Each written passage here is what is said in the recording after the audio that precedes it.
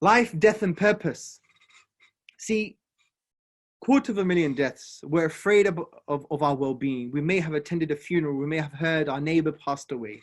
Death now has become a topic of conversation on a day-to-day basis. We're looking at the numbers rising and falling, and we're praying and we're hoping for the numbers to go down. So death, for example, has become a topic, maybe not of conversation, but an internal conversation that we're having. And it's making us realize that we have to face the reality of our inevitable personal apocalypse. Yes, we're not going to be here one day. We're going to go to the grave. Our life is finite. We are going to die. And I don't want to sound morbid, but thinking about death and reflecting on it in a very productive way, in a very powerful way, in a very positive way, creates the correct lenses in order to question our lives. So if we see life through the lenses of death, we'll be able to question, well, where did I come from? What am I supposed to do? And where am I going? And we need to ask these questions and try and answer them.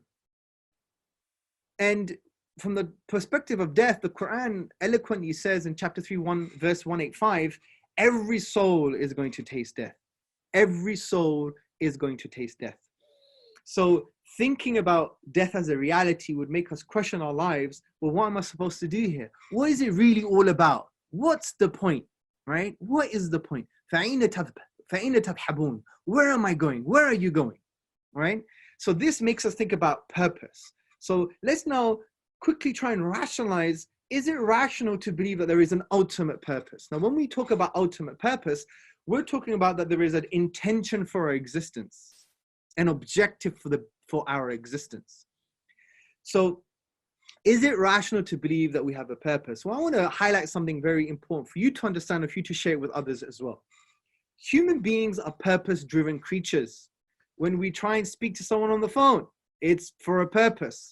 When we try and read a book, it's for a particular purpose. When I try and comb my beard, right? It's for a particular purpose. When I'm brushing my teeth, particular purpose. Delivering this webinar, particular purpose. We're purpose-driven creatures. This should at least make us think, well, is there a purpose for my existence? Now, if you have a kind of atheist naturalistic point of view that you say, no, there's no ultimate purpose for your existence, and you should make purpose for yourself, that for me is the greatest self-delusion.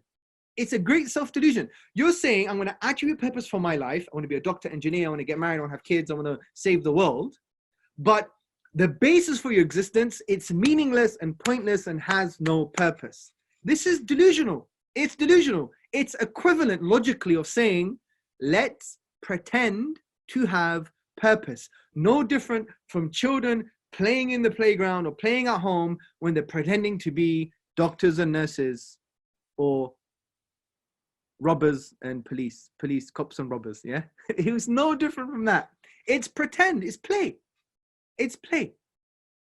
We need to become serious thinkers as human beings and allow death in a positive way to make us question our lives and think and ask, well, what is my existence about? Forget how should I live my life or what do I want to do in my life or the kind of smaller purposes that we give to ourselves in our lives in order to achieve things. But what is the fundamental purpose of our existence? Let's think about this. This is something very important for us to understand. And, you know, an analogy I like to talk about is, you know, imagine every single one of you, and you could use this to talk to your non-Muslim friends and colleagues and associates and contacts. Imagine every single one of you were sedated right now, and after an hour, you wake up and you find yourself on a plane. You're on first class, beautiful, comfortable flatbed. You have entertainment on tap, food on tap. You could see outside, you see sunset, sunrise, you see amazing mountain tops. You see, it's beautiful scenery, right? And you have luxurious comfort, right? You have everything at your disposal: games, videos, movies, whatever the case may be, food. Now, many of you, maybe for the first 5 minutes, you're gonna be like, wow, and you're gonna start to enjoy all of this stuff. But after a while, you're gonna ask at least 3 fundamental questions.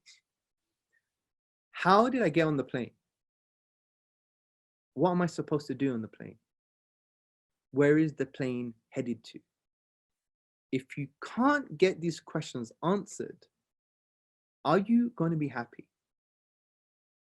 Are you going to have a meaningless happiness? You may be happy if you start drinking some alcohol and you forget about those questions, but that's a drunk type of happiness. It's not meaningful. Are you going to have a meaningful happiness? No, you're not. Similarly, how can we have meaningful happiness in this world if we don't even bother to ask these questions like, how did I get here? How did I come to be? What am I supposed to do? Where am I going? If you can't get these questions answered, then fine, claim some type of happiness, some type of well-being, which is the equivalent of a drunk person's happiness. But will you have meaningful happiness? And which type of happiness would you rather have? And this is why Allah tells us very clearly in chapter 3, verse 191, that all of this was created for a purpose. Our Lord, you have not created all of this without a purpose. This is the most intuitive and rational approach.